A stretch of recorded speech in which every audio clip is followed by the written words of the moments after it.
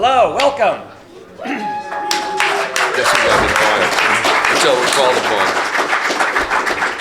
So welcome. We are doing a panel this morning about how fantasy conquered Gen Con, about the amazing transition that happened around 1974. Some game was published. We're going to talk a little bit about that. But it transformed Gen Con from this wargaming convention into something new and different. And these people were there, and they're going to tell us about it. And I'm going to tell you a little bit about them to start. I will introduce them all, or they can introduce. I introduced you all yesterday, so I almost feel like maybe you should introduce yourselves. Well, we had a very similar panel yesterday about the first Gen Con, the absolute origins of it. We're going to overlap a little bit of that here because some of the people who were present for the early Gen Cons went on to be present for this transition, such as Mike Carr. Tell us a little bit about yourself, Mike. I'm Mike Carr. I grew up in St. Paul, and I happen to be acquainted with Dave Megarry from Minneapolis and Dave Arneson from St. Paul, so I was very geographically well located.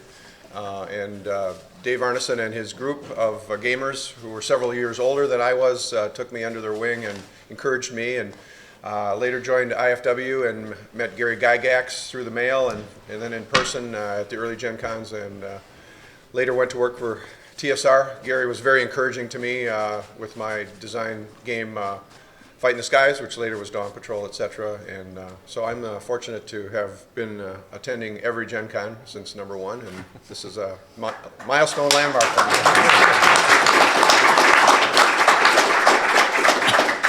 Mr. Dave Megarry. I'm David Megarry. I'm also from the St. Paul. I was part of the Arneson basement crowd. My fame is the Dungeon board game, which Gary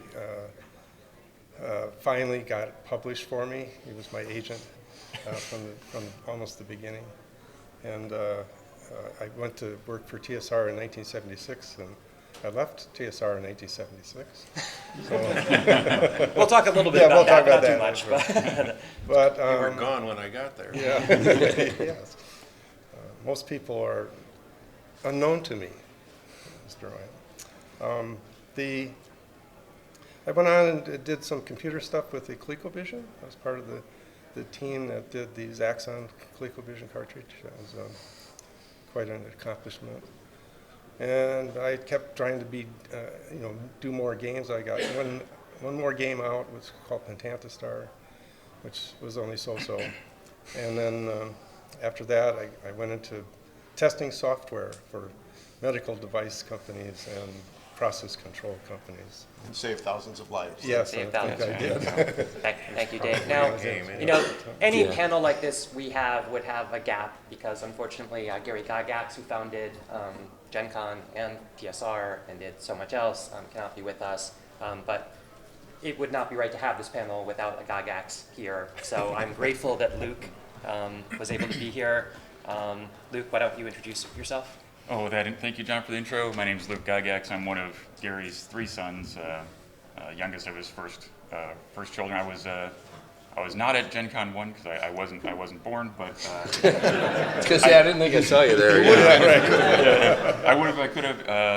But I was at subsequent Gen Cons. Obviously, 1974. I was probably crawling around somewhere. I was 4 years old. Running around getting in trouble.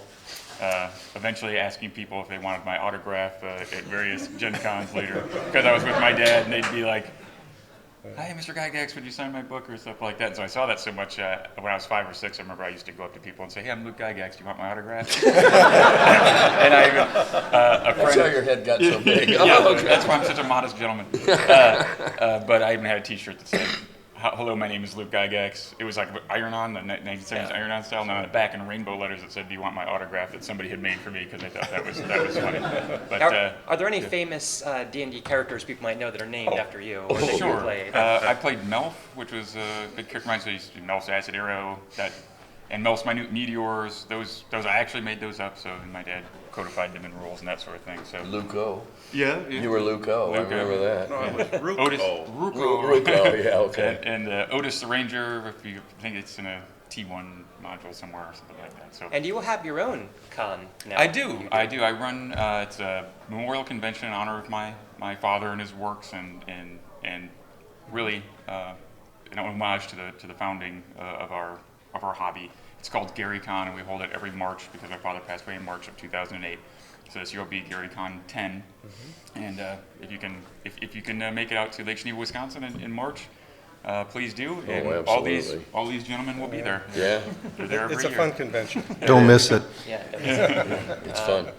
It's fun. And next we have the irascible, but the absolutely awesome Tim Kask.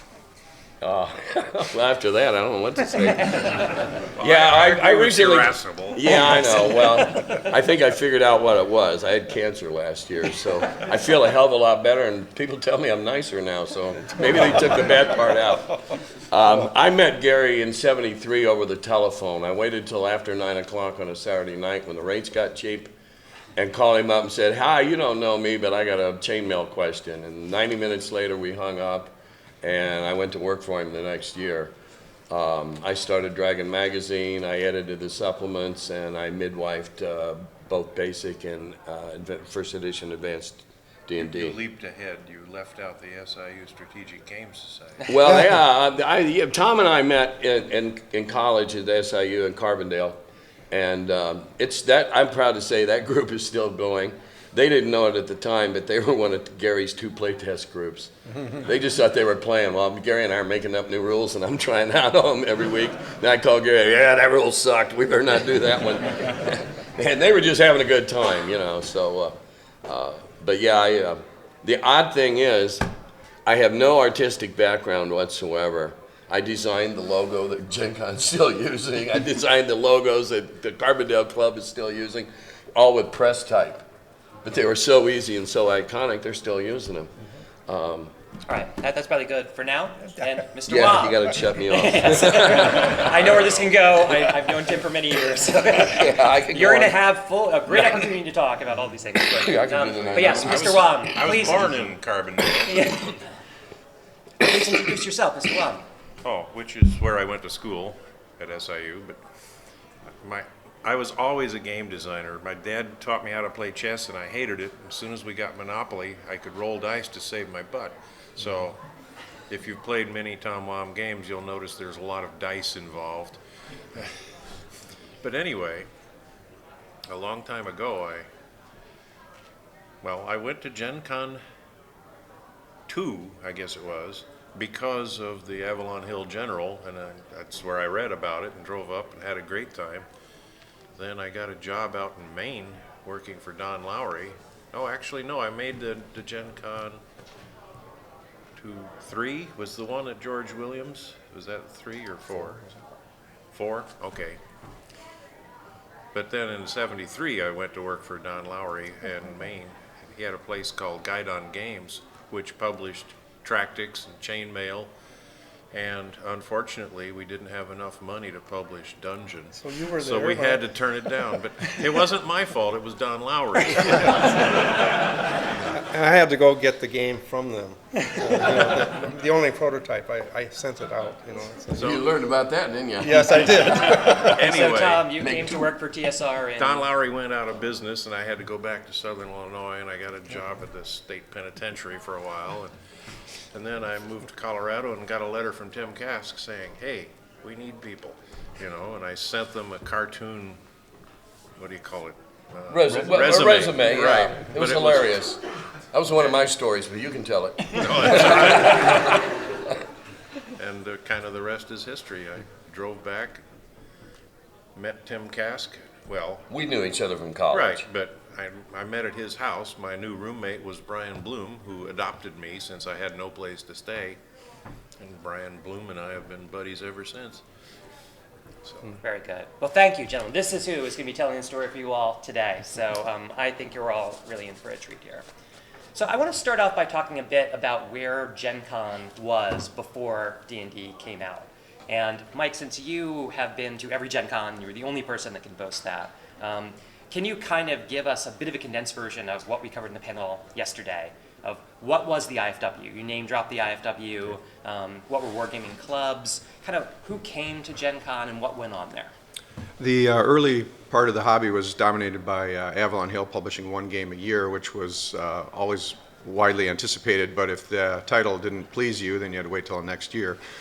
But a community of gamers who were widely dispersed around the U.S. grew up, and the first phase was to form these aggressive clubs that would kind of challenge each other for dominance and so on. It was something that a lot of young people and teenagers would do. And after that particular phase, then some very visionary people chose to start the International Federation of Wargaming, IFW, and Gary Gygax was instrumental in that. Scott Duncan, Bill Spear, and Bill Hoyer, Len Lakofka were key people involved in that sort of thing. So it was very, yeah, they can stand up if they're here. They're Certainly, right. all IFW people, yes.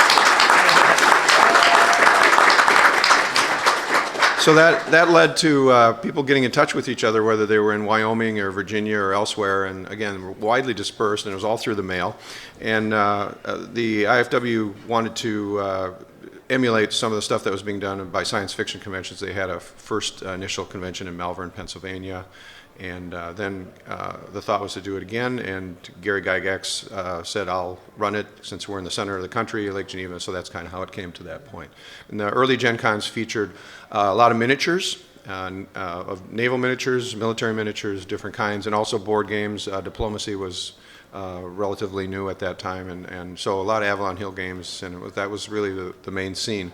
They also did a couple interesting things. They had a game called Internation Simulation, which was kind of a geopolitical world role-playing game where you played prime minister of different countries, that sort of thing. So there was a little bit of that sort of thing, but it was really focused on board games and miniatures. Tom Baum is an early participant. Anything to add to that, or recollections for people of what the early days of Gen Con were like? What was it like to walk through the horticultural hall then? Just give a sense of. People were there playing all the games I loved, and you know, I was into miniatures a lot then, because I don't know, we just played miniatures in my group. It was a watershed for me the first time I walked in.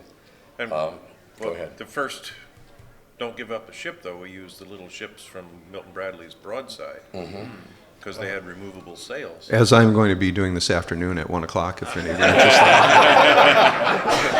interested. Seriously, in Legends of Wargame, we're going to play Don't Give Up the Ship this afternoon. Well, I went in '74 the first time. Gary, over our phone conversations, he said, yeah, you got to come to this convention.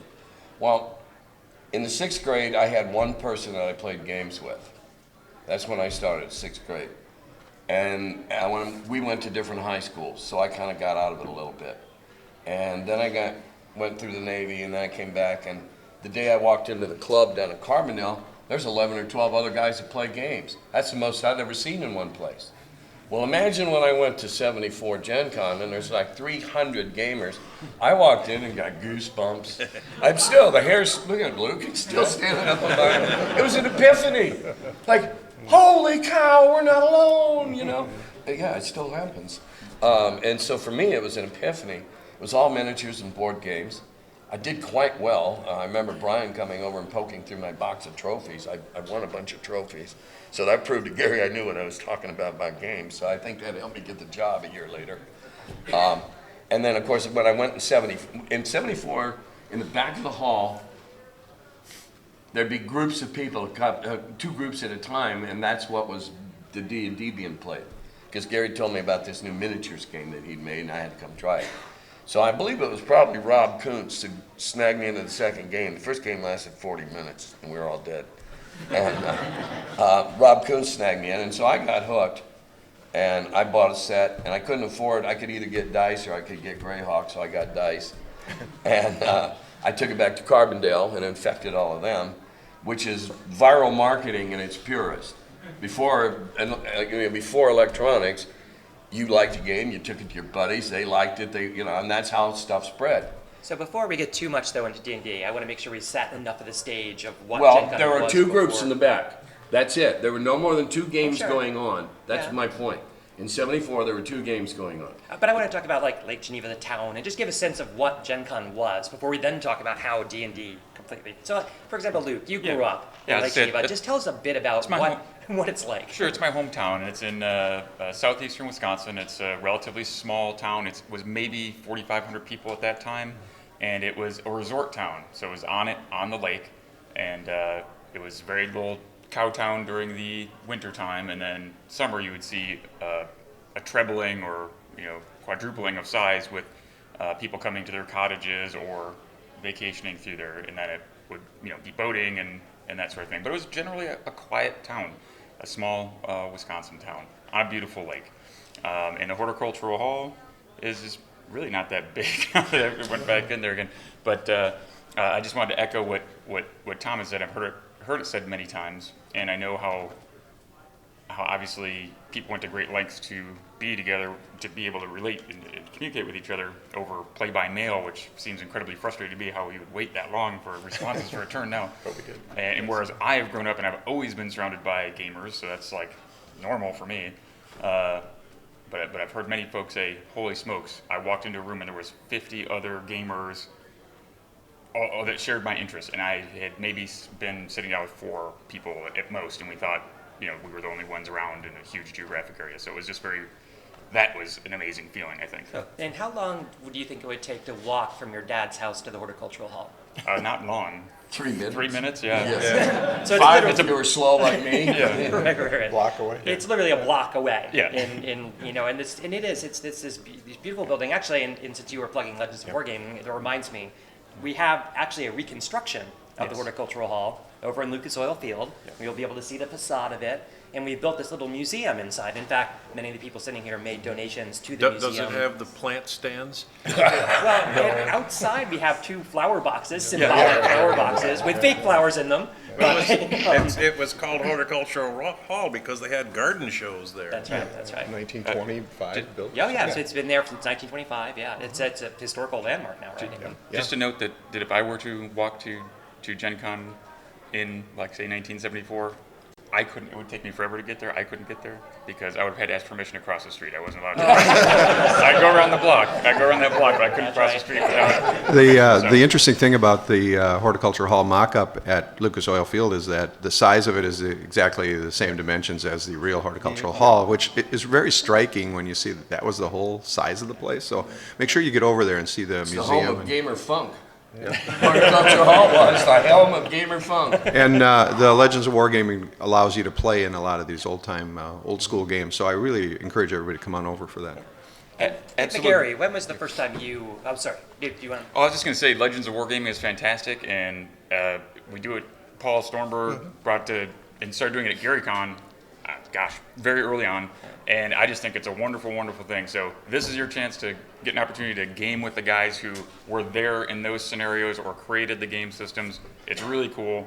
So you can do it here, but then otherwise, plugging GaryCon, it's only at GaryCon that you can do that. So and come hang out with these guys. So, right. all right, please, sorry. My first Gen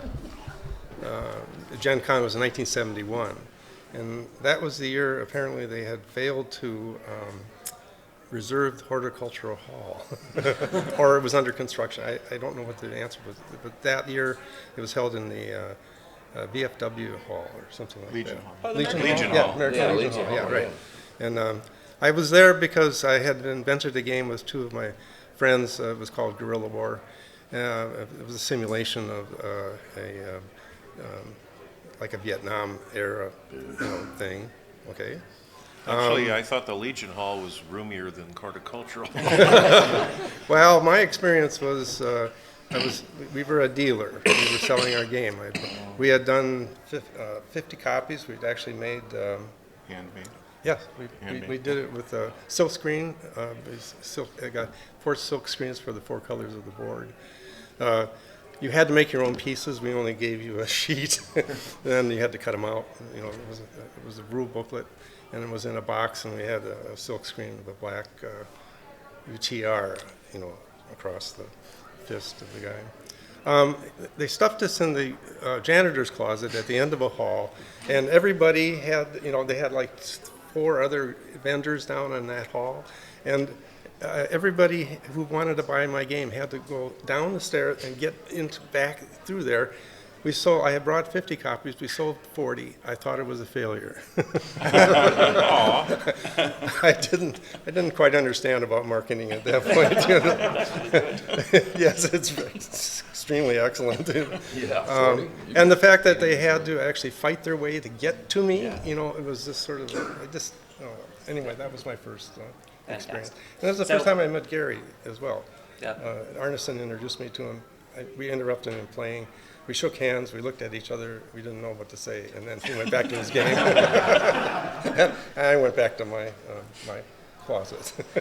You back to your closet, yeah. Yes. And these early Gen Cons are also where Dave and Gary first met, right at Gen Con 2, we think, that's when they first encountered each other. But so that hopefully sets enough of the stage of kind of what this was, why people were there, what they were doing. So now I want to go back to Tim, pick up exactly where you were, Oh, with those where two was I? tables in the back, because that is Oh, is right, a perfect okay, segue. 74. The Horticulture Hall was not the best lit place because it was mainly for daytime flower shows. And in this dark, shadowy back, where nobody else wanted to go, there was enough room to set 6 or 8 chairs together. So these guys are doing weird stuff back there, and every hour the group's turning over. And somebody's walking down the hall going, who wants, I got a game going, well, oh yeah, that's what Gary told me about. Okay, well, 40 minutes later we were dead. And maybe a half hour later, well, see, I screwed up. I didn't know I needed to get a hotel room months in advance. So wow. I drove 400 miles and was driving back that night. I had nowhere to stay or anything. So I said, I'm going to play every game I can. And so I believe it was probably Rob Coons. Young man came through, got a game going. I said, well, I'll give this another shot. Well, it was so cool. I ended up, oh, geez, I was playing a dwarf, and all of a sudden I got 200 guys fighting for me, and I'm going, hey, I like this, you know? So that's when I bought the copy. I went back in 75, and 40% of the place that year was fantasy. In 76, it was probably 70%. Now, no longer just our games, because now we have other people coming into the market. But I saw an enormous radical change, and the growth during that period was just astronomical. And- boom, boom, boom. Have we even said the name yet? The name of the game that caused all this? Well, yeah, it we was- all know why we're here. It's D&D. And these two gentlemen right here, Mike Carr and Dave Megarry, they were among the Blackmore campaign, the storied Blackmore campaign that Arneson ran. Famously, Mike Carr was the first cleric. He was the bishop of Blackmore, of the Church of the Facts of Life, and so on. And Dave Megarry has in front of him a wonderful artifact that shows many of the characters that he played in the Blackmore campaign, and the ignominious ends that they came to. There is a second page. So, gentlemen, why don't you tell us, because people came to Gen Con in 74 with no idea that this game existed. So why don't you tell us a little bit, both of you two, about how this happened and what the origins were of this amazing game.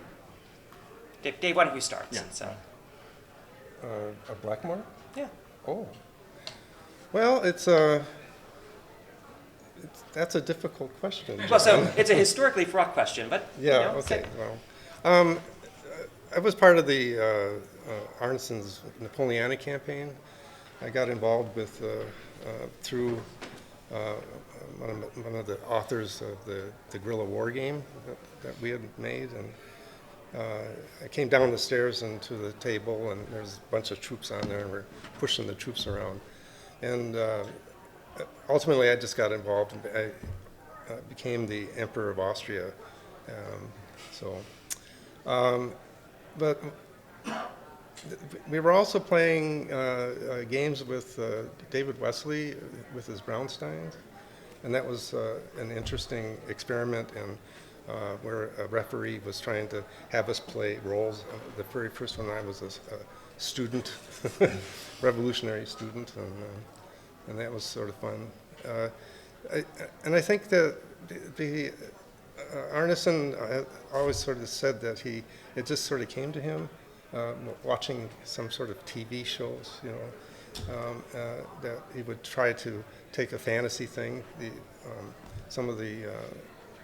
We've been playing around with the Chainmail fantasy supplement, and something's happened for David in terms of a spark of creativity.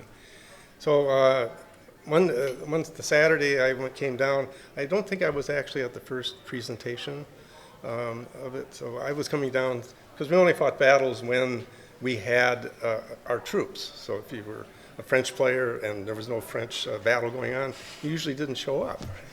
Right? And the basement was really cramped as well. Well, I came down expecting to see a bunch of troops, and all of a sudden, no, it's a medieval castle sitting in the middle of the table, and everybody is excitingly writing things down. Something about making up a character. I think it was Dwayne Jenkins that helped me. Here, you do this way, and so I rolled up, I think. And that was the first character on the sheet. First dead guy. The first dead guy, yes, yeah. He died on the first adventure. So I had a number, the second one was number 1, and because I thought, well, he'll die soon. He didn't. So he was number 1. Why don't you read, if you wouldn't mind, for people, what some of the abilities were that you had in Blackmore then? Because we all know D&D from strength, intelligence, wisdom, constitution, charisma, but there was a much longer and more interesting list that Dave Arneson and the Blackmore folks used originally. So what were some of your characters' abilities? Well, I'll just read down the list. And then you can, so we had brains, leadership, woodcraft, courage, riding, sailing, strength, throwing, sex, looks, health, flying, loyalty, and then some sort of miscellaneous thing. and that got added later. I mean, and we have no notes anywhere. What did he use miscellaneous for? And originally, how many dice did you roll for those? I think it was 3. Yeah, because there's a 13, 11. Might have been 2. I think it was 2. Yeah. I think it was 2. Well, Actually, I did the probability graph off of that sheet. Yes. And there's a beautiful 2d6 spell curve that results Yeah, from no. everything on that. No, So, Yeah, yeah. what was your lying stat? Well, that's not listed here. Liar. No. That And then might be a miscellaneous, that could be it. Lying, cheating, and stealing, And then we had this complete list of weapons, and the one that always sort of floored me, especially when we were thinking about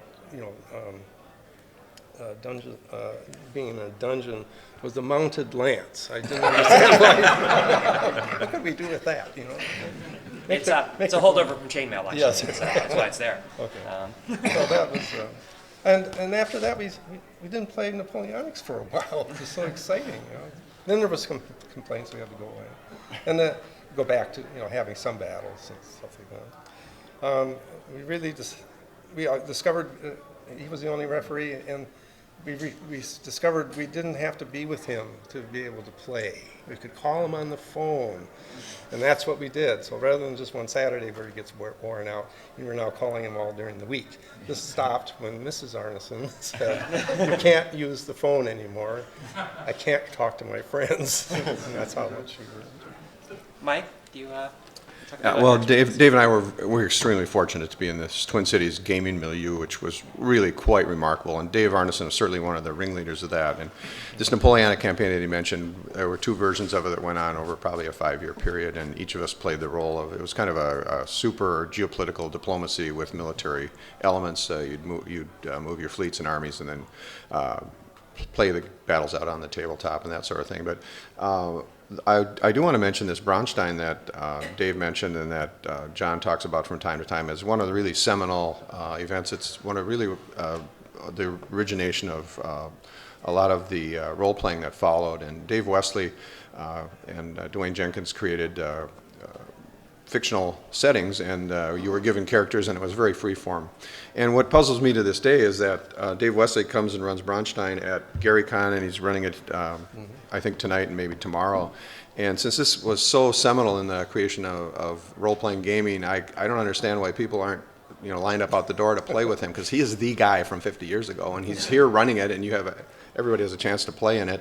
And I'm just puzzled because it's so cool, and you can see just as freeform as it is, really how it was really the germ of a lot of that ideas, and of course caught Dave Arneson's fancy, and I played in it twice, and it was really a cool thing. And so I would urge everybody to try to find that, when Dave Wesley's running a game of Braunstein, get in it. He usually runs it for a dozen to 15, 20 players, and you'll really get the feel for that. And I think everybody who loves Dungeons & Dragons and knows there's millions of those people, why they're not beating down Dave's door to run it again, because it's just such a cool thing, and he is the guy. Okay. But say a little bit about Okay. the Bishop of Blackmore, please. All right. The Blackmore campaign was obviously forming from a void in terms of just started from a basic idea, and the creation of a castle and a setting and so on was pretty interesting. And I was I don't remember if I was asked to play a cleric or was given that role, and so I became the cleric of Blackmore. I had a small, very modest church. I was able to wield a mace, and I think I had one spell that I could cast, which was, I think, minor healing, that sort of thing, which came in handy right away, but once it's gone, that's it. So I guess one of my strongest memories is we came up against a Balrog, and I didn't have any idea what a Balrog was, but I found out in short order it was pretty hefty, and we got. I mean, we were low-level characters, and we were coming up against these things like we got slaughtered. But so I do remember that, but you could see that this was something that was very different and was fun, and we'd had a little bit of this exposure with the Bronstein role-playing sort of thing. And so, at the time you're playing in your buddy's basement, and you just don't realize that it's really way more than it seemed at the time. So, it's been, and Dave would say, I'm sure the same thing. It was very gratifying, and we were very fortunate to be, there at the genesis of this whole thing. And but who knows? Because you're always playing games with your buddies and people coming up with games and that sort of thing. So it took a little while to really see that, this was going to have legs. I'd like to interject something here. We're throwing this word around role-playing. We didn't know what to call it until 76 or 77. The only games were miniatures, rules for miniatures, gameplay. I don't know if it was Gary or if it was me, but we were talking, I might have even been during the Dallas Egbert thing, asking, people were going, what's this doing, what do you do, what do you do? And I tried to explain that it's like being handed a script in a movie. This is your character, and then you get to freelance all your lines. And somewhere out of that genesis, during those 3 weeks when we were being inundated with reporters and stuff, role-playing as a term was born, and it was immediately grabbed upon. We call it role-playing in the Bronstein game now, except we didn't use that term then. That whole concept of playing a role was still being formed in the collective consciousness. We were just, as Mike says, gamers getting together, having fun with this new game we were doing. What do you call it? I don't know, it's a game, that's all. I'm big on semantics, and we didn't use that term. No. I didn't use that term in the early strategic reviews. We called it playing a character. Yeah, We were and handed characters, and that's what we played. And and I was asked to describe what it was we did to media people, because I got stuck with that job often. And I would just tell them it's like being in a movie. Everybody gets a part to play, and you get to write your own lines. And so out of that, eventually, it became known as role playing. So we heard an oblique mention in there of this game that was called Chainmail that had a fantasy supplement. And that was published by Gaiden Games, and we do have an employee of Gaiden Games, one of the few. And this, Gary, though, as well, was the miniatures editor for Gaiden Games, and he was working with Dave Megarry and so on to get the Dungeon board game published. So Tom and Luke as well, maybe say a bit about where Gary was in life at the time, that and what his job was like, or things like that, and what he was doing to survive for you guys. In 1973, prior to Yeah. he was writing. Okay, so in 1970, the year I was born, my mom was like 7 or 8 months pregnant. He got fired from his job as an insurance underwriter. He used to take the train to Chicago, from Lake Geneva, Chicago daily, and work there. So I was child number 5. So you can imagine that was not a good situation to be in. So so he was kind of wondering what he was going to do, and somehow he ended up buying all the equipment from a shoe repairman, a cobbler who was retiring. And so this way he was like, well, I'm going to be able to be my own businessman, take care of, be my own boss. He was a pretty rebellious person. He didn't like I'm agreeing. Are you kidding? That's why we got along so well. I'm phrasing this tactfully. It's my dad. So. Yeah, I know. Yeah, You're doing fine. You're doing fine. So he was a little rebellious nature and didn't like a lot of structure and authority. So he had the opportunity to be self-driven, and in his free time he could play games, which is one of the things that got him in trouble at work. And also he was very prolific and was always working on games, as these gentlemen alluded to. Hey, it's a small group, and if you didn't contribute some new stuff, you didn't have new things to play, and this was your hobby. This is what you would do, and it was very cooperative in that sense. And so he was a shoe repairman, and it was very humble. And we lived. I would wear hand-me-down clothes from my sisters, even like their boots in the winter, and like take the bread bag and put it in the shoe because there was a hole in the boot and that sort of stuff. So we were very poor. We were on food stamps. My mom would garden and can it, and we'd subsist on that sort of thing. We were very proud. We didn't want to take food stamps. Once we did take food stamps, we had more to live on, but we were very poor. And so there you go. I mean, it's we're the poor folks with a lot of children.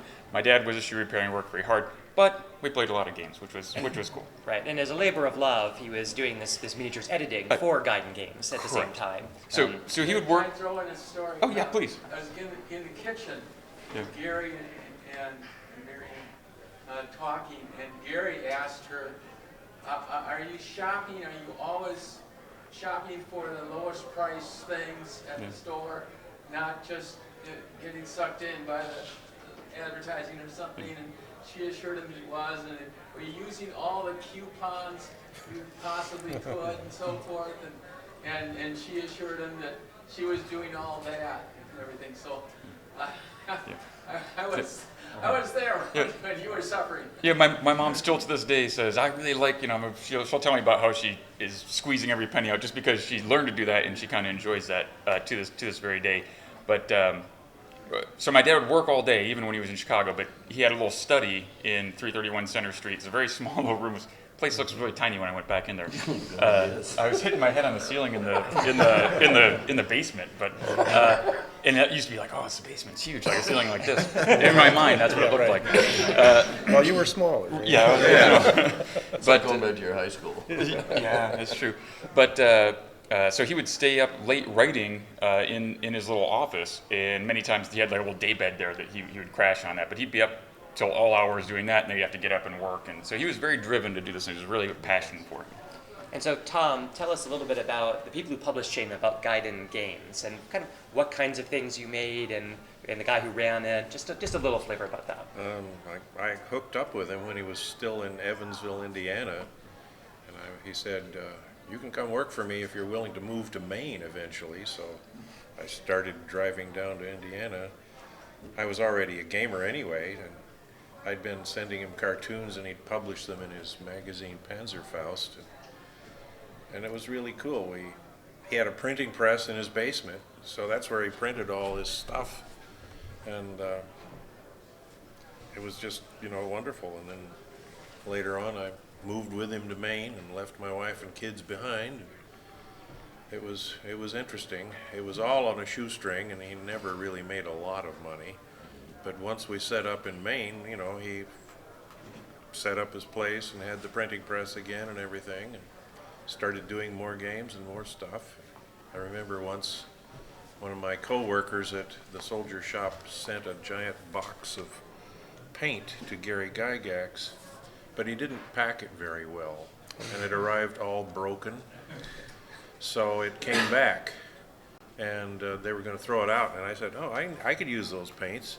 So for like the next 15 years, all my paint was rejected Gary Gygax paint. The Brunswickers were painted with rejected Gary Gygax? Yes. Oh, he had this set of figures that we all wanted to do in college. I want to be the Brunswickers because they were the best painted unit on the table. So then something really important happened, and someone at this table was a witness to it. And I'm sorry, Dave Megarry, I'm going to put you on the spot again for this. You're getting all the hard ones in this. So there was a chocolate and peanut butter moment here, perhaps, where Dave Arneson and Gary Gygax got together, and Gary experienced Blackmore for the first time. And it was in this era when, again, he was living, as Luke just described, he was working with Gaiden Games, and you and Dave Arneson came down from the Twin Cities. Yeah, it was in November of 1972. I had invented Dungeon, the prototype, that early October.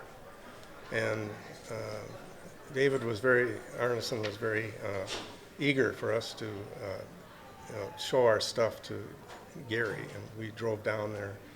It was the three of us.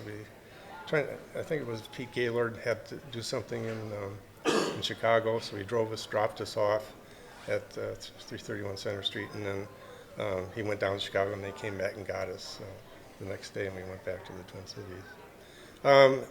We played Dungeon first, and Gary really loved it. It was a complete game, and you were able to do a sort of a dungeon crawl, fight monsters, and get treasures. You didn't have to use a lot of you imagined what you were doing, but it didn't take a lot to play the game. You could really. I designed it in such a way that you would want to get a little bit of action, a little reward, and then it would pass to the next player. This was a family game. I had designed it for that way, and Gary picked up on that. But he also liked the fantasy part of it, and he became its greatest proponent. He wanted to be my agent right on the spot. If I can interject, I just want to say, yes, we love Dungeon. I played it as a kid, long before I remember ever meeting Dave, but it's been a wonderful experience meeting you, and appreciate you coming and helping out. But yeah, I love the game, and my dad would take his a marker, and he would kind of spruce up some of the magic items, so he'd make it like a +2, and he put some green stuff and glowing, and he made some extra spells and stuff like that. House rolls. Yeah, that's right. But yeah, I remember playing that game, and it was super cool. You would take some Rel Partha minis that were painted up and use them as opposed to little tokens. So it was awesome. I remember that game. So that was huge. I really loved Dungeon. And I mean, and this map is in the Lucas Yeah, Oil my field. map You is can in go it. see this. Yeah. This map he's talking about, it is in the Lucas Oil Field, Horticultural Hall Museum right now. Go see it. Well, they can't. Don't tell Yeah, me. don't. Wait until the We're done. panel's over. Right, never done. Right. Yeah. Yes, I'm sorry. Dave. So, when you make a game, you think, oh, I'm going to make $1 million, and I had sent. Yes.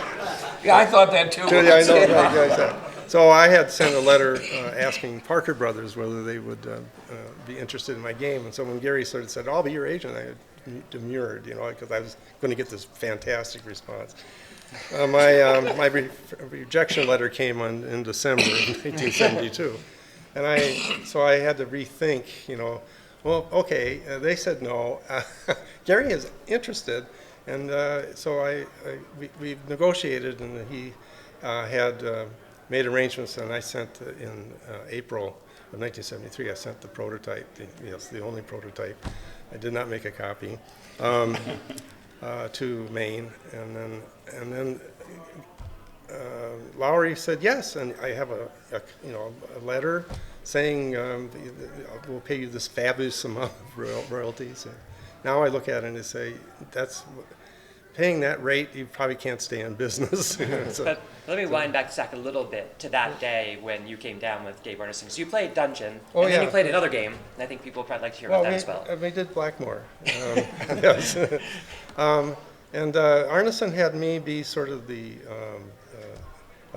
leader, but the idea was that I would drop back after we were trying to get them going.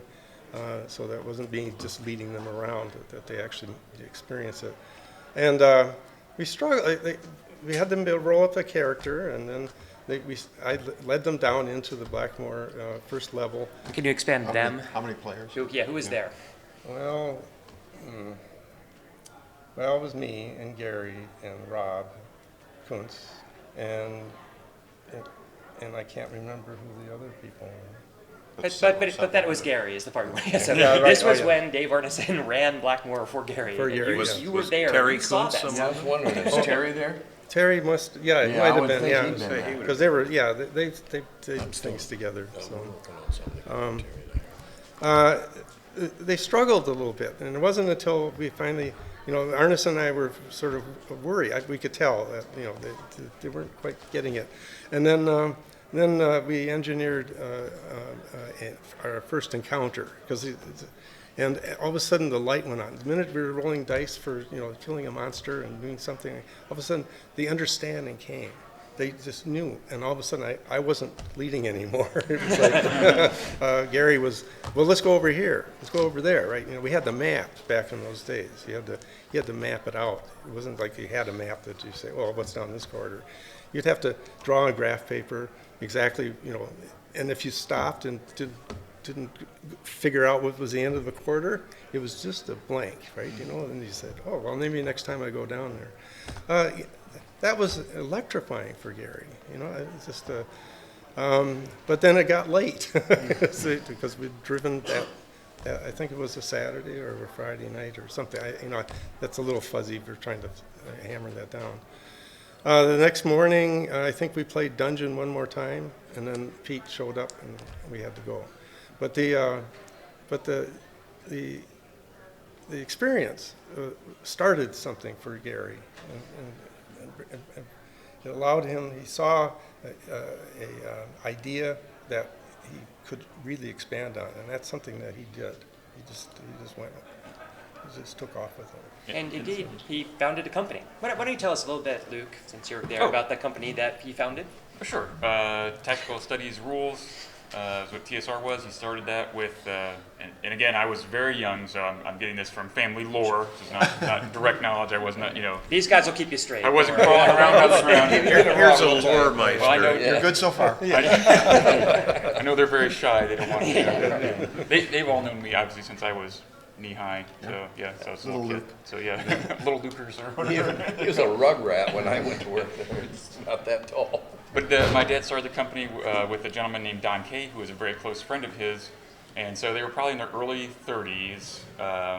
And Don, what they did is Don Kay took a loan against his life insurance to be able to come up with, I believe it was $1,000 to print, to begin the company so that they could, with the goal of getting Dungeons and Dragons out there. However, the cost of productions of 3 rules booklets and all sort of stuff was too steep. So they came out with the game Cavaliers and Roundheads as the first product for tactical studies rules to get off the ground. Sadly, well, so that was good. You know, they made some sales, got some Dungeons and Dragons printed from, I don't know if it was Patch Press or whoever it was back then. No. It was that little guy in town. Okay. Graphic printing. Yeah, graphic. Bud Apple. And they got put the booklets together and started selling them. The game began to get a little bit of popularity, beginning some traction, and sadly Don Kay passed away, and his widow wanted nothing to do with this silly game. This company, she was great that it had grown a little bit, and now she could get her interest back in there, and that created obviously my dad didn't have that kind of cash flow, so it created some liquidity issues, and so he had to find partners, and then it became TSR Incorporated with just the letters, not Tactical Studies Rules, and that's how the Bloom brothers came in and were involved. That's pretty good. Pretty good. You get an A-. Oh, thank you. Thank you, Professor Peterson. Yes. So when TSR Hobbies was founded, they needed to hire some people. This is the first time that they could afford to hire people because of the success of D&D. And on that first day, Mr. Tim Kask. Well, to be fair, Gary and I had planned my job almost a year in advance. Part of his dreams was being able to hire a professional editor. Okay, and so we, during our phone conversations in '74, he outlined this, I'm going to do this, I'm going to do that, we're going to publish it, be big, and I want you to come and be my editor. And I said, okay. So I went back to college, and I went to the board, or whoever the hell it was, and I built a specialized major. So I went in and I told these 4 professors that, oh yeah, I'm going to put out this magazine, we're going to print these. None of this stuff existed, but they approved it. And so I went to Gen Con in August, and I went to work in September. My wife moved up, we moved up, we found a house and everything. And we paid ourselves the princely sum of $100 a week before taxes. And we went from there. It was just, I admit, I really liked Gary. We were like, his phrase, not mine, brothers with different mothers. We liked the same books, we liked the same movies, we played the same games. It was really kind of uncanny. So it was just like moving in and working there, not that big a deal. And as I was telling Luke earlier, my first paycheck was a check from Tactical Studies Rules, because TSR wasn't incorporated until 2 days later. So I actually went to work for Tactical Studies Rules, technically, and then later it transitioned. And if I had that canceled check today, Yeah. oh my Lord, I know people who spend ridiculous amounts of money doing Some that. of them might be at this table, yes. Yeah, I know. I wasn't going to name any names. But you were soon joined at TSR by 2 other gentlemen that we see here. So why don't you Well, tell me? no, Arneson or Sutherland was next. Because the No, Blooms wasn't. were already there when I got there. Tim. These gentlemen can explain when they came to TSR, I'm sure. So why don't you start, Dave? Well, you were there before me. Okay. I graduated from college with a degree in history in 1973, and there were no teaching jobs to be had. I was going to be a social studies teacher. So my college job was working in the restaurant business for the Ground Round, so I asked to go into their management training program. This was in the Twin Cities, which I thought that's what it would be, but they said, well, you can go to Cedar Rapids, Iowa, if you want.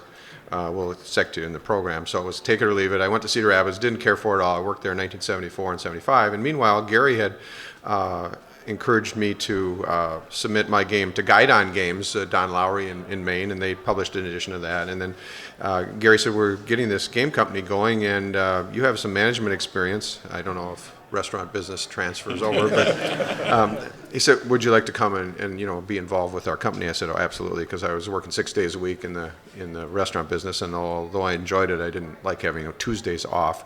So I came to Lake Geneva in spring of 1976, and that was right when the Fight in the Skies game was one of the first board games that TSR was publishing, again with Gary's encouragement. So I believe I was the 7th employee starting in March of 76, and I was there through July of 83. But I came in February. Yeah, Okay. you did. You were there first. That's what I believe. I was? Yep. I think But so. I moved in. I think so. That's why I told you to start. I know, this is fine. That's why I told you to Yeah, start. Yeah, I what was know. your number? We all had a number. Yeah, we all had a number. What was yours? Mine was 1. Well, I might have been 6, but I'm not sure. Okay. I think you were. You might have been. Yeah, something like I that. was 13. Yeah, that's right. Yeah, Dave Sutherland, I ominous think, was number. 9. Well, I I think. 2 weeks before me. Was he Sutherland? Arneson had a number. He was there. Any- Arneson- You guys figure this out. Yeah, right. Whatever. Well, I came in February 23rd. I found a log entry, I guess, and I flew first class from Boston because I was indulging myself, but I had to take the shuttle up from the Chicago to Lake Geneva, and it broke down. My entry says I spent the first night in the office of TSR. That was how I slept. But, in my fledgling restaurant career, I had worked up to $205 a week for the Ground Round, which was a division of Howard Johnson's at that point. And when Gary offered me, would you like to come to Lake Geneva, we can pay you $110 a week.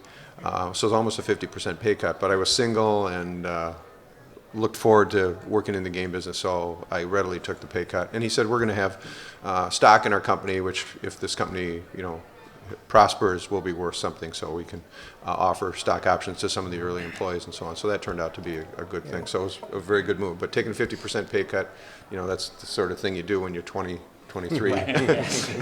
Otherwise, maybe not. Yeah, I had come, Gary brought me in as a treasurer, an officer of the corporation, because I had some business sense. Not that, the guerrilla war thing, I must have learned something.